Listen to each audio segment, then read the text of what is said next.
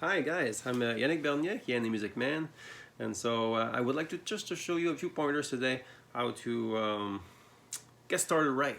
Okay, if you have on your first step on the guitar. So how to hold your pick. Okay, how to hold your pick, thumb and index. Okay, I say that because a lot of people are trying to hold it with the thumb, index, and middle finger. No, you don't need that. Sometimes I've seen thumb and middle finger alone. It should be just the thumb and index. Okay. If we go further with that too, you'll see how it's on the flat part of my thumb, but the side part of my index and the side that is facing my thumb, right? And also, you see that there's not that much pick that you can see over there. Okay, and that's because I want to have a pretty good grip. Okay. Because if you hold it more like towards the top like this, it's really going to be way too easy to lose. Okay, if you have a big strum that you do there, you might just lose it right away. Okay, and probably a very common problem for people who start on the guitar and play with a pick.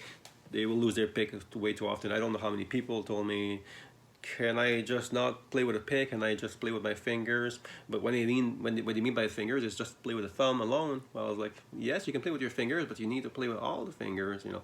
But first, you should probably learn how to play a pick, because there's some songs you love that needs a pick. There's some songs you love that needs a finger. So eventually, you'll learn both. But I would probably start with the pick first, okay? Because it's just one element to hold in your hand, rather than to have try to pluck different string with different fingers and all that. At least at first, that's not the way I started. So, so make sure to hold your pick this way, and also now how you position your guitar, how you hold the guitar.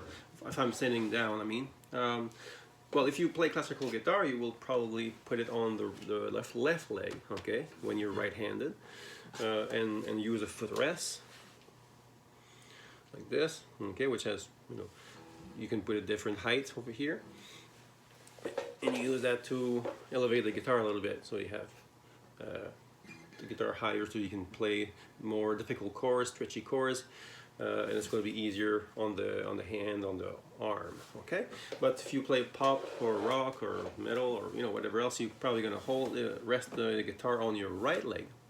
And then I also like to use, and this is I guess new from since I did my studies in music.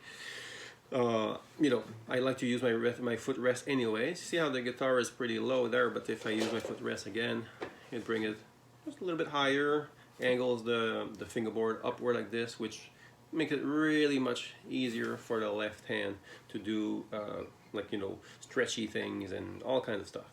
So, oh, and really important as well is I'm sure you'll have that same reflex that most of my students will have at first, okay, is that you want to hold the guitar almost like on a piano would be, right? And that's, I understand where you're coming from, is that you want to see the strings, right? And you want to see the frets, and you want to see anything. But the thing is that this is going to cause such it's going to make your left hand impossible to do anything. It'll make it your left hand's life pretty impossible, pretty hard, because to be able to do anything. See how much I have to bend my wrist to access the fingerboard. It's just not working. So as much as it will help you to see the strings, it will just ruin everything you want to do with your left hand. It's just not going to work too well. Okay, so it needs to be pretty close to your stomach.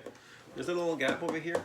Be pretty close to your stomach here, and so that you should probably see the string separated by a millimeter, if that.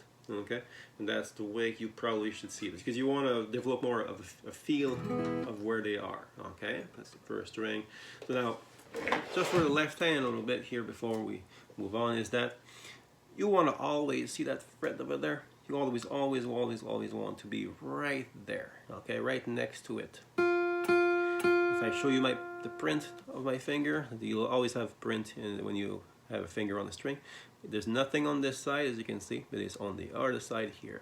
So this side that presses is very, very much against the fret line, and then this portion of the index here, in this case, is overlapping a little bit, but it's not putting pressure, so it doesn't matter.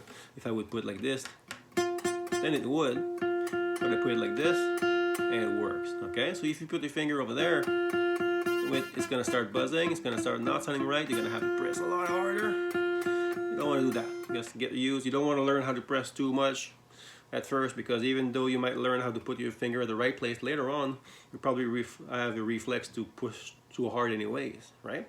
And so be careful with that, okay? One last thing too about the angle of the guitar here is try to look at you have some dots, okay? It's a bit hard to see from there, but you have some dots, and you can definitely see the metal lines which are the frets, huh? And you just try to look at this first instead of trying to bend over like this, because that's going to be hard on the neck, on the back, and everything.